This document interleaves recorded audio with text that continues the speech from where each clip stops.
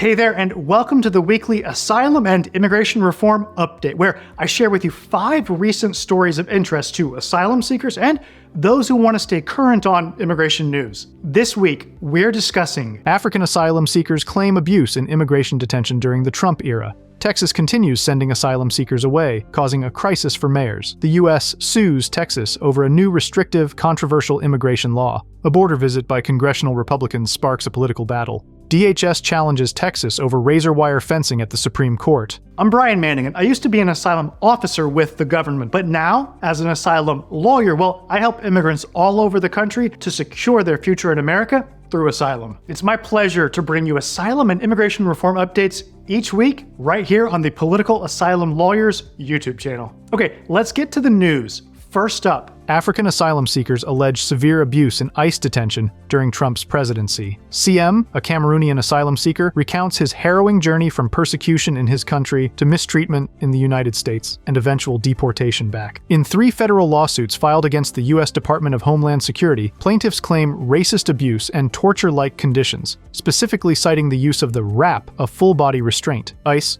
refraining from commenting on ongoing litigation, faces accusations of misusing the RAP against detainees, violating manufacturer guidelines and human rights. This incident shines a light on broader issues of race and immigration policies in the U.S. Human Rights Watch corroborates these claims, reporting excessive force and medical neglect against Cameroonians in ICE custody. The lawsuits seek compensatory damages and a review of the plaintiffs' asylum claims, spotlighting the plight of black migrants facing discrimination and abuse in the U.S. immigration system. And next up, for update number 2. Buses from Texas are dropping off thousands of asylum seekers in major cities, sparking a crisis for mayors like New York's Eric Adams. Directed by Texas Governor Greg Abbott, over 90,000 migrants have been sent to sanctuary cities since April 2022. Adams signed an executive order to regulate these arrivals, demanding advance notice and designated drop-off times. Chicago and Denver are facing similar challenges, enforcing their own rules to manage the influx. These cities are calling for federal support to address what they describe as a national humanitarian crisis. Texas, meanwhile, criticizes these cities for not upholding their sanctuary promises. Amidst this, the Biden administration has launched initiatives to help non-citizens obtain work permits. The situation highlights a complex struggle between state and federal authorities over immigration policy and the challenges faced by local governments in dealing with unexpected migrant arrivals. All right, time for our third immigration update. The U.S. Department of Justice has filed a lawsuit against Texas, challenging the state's new immigration law. Senate Bill 4, set to take effect on March 5th, empowers Texas police to detain immigrants who illegally cross the Texas-Mexico border. The federal government argues this law violates the U.S. Constitution, with the Justice Department emphasizing the need for Texas to comply with federal immigration regulation frameworks, which courts have previously said take precedence over state law and policy. The contentious Texas law classifies illegal border crossing as a Class B misdemeanor, punishable by up to 6 months in jail, escalating to a second-degree felony for repeat offenders. It also mandates that convicted migrants be returned to Mexico. Governor Greg Abbott and the Texas Department of Public Safety, who are named in the lawsuit,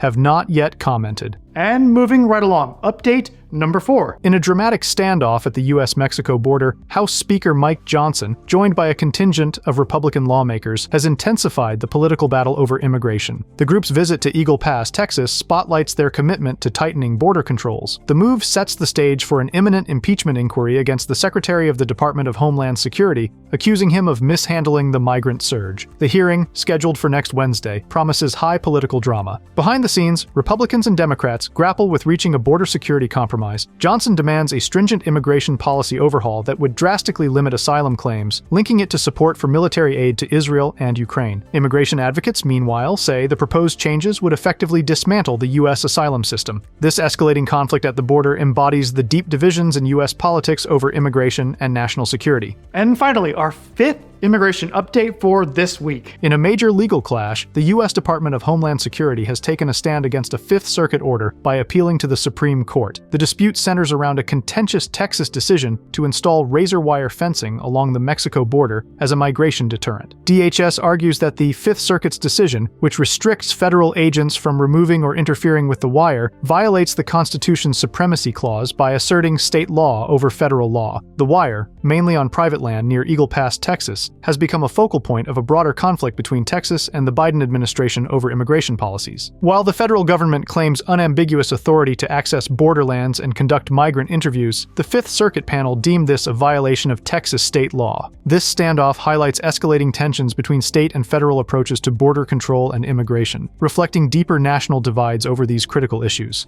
And that wraps up this week's immigration news. If you want to win asylum in the United States, then you should call my office today. We help people all over the country, so it doesn't matter where you are. Call us now to schedule an asylum strategy session so that we can help you secure your future in America through asylum. Again, I'm Brian Manning, and it's an honor to serve you in your immigration journey.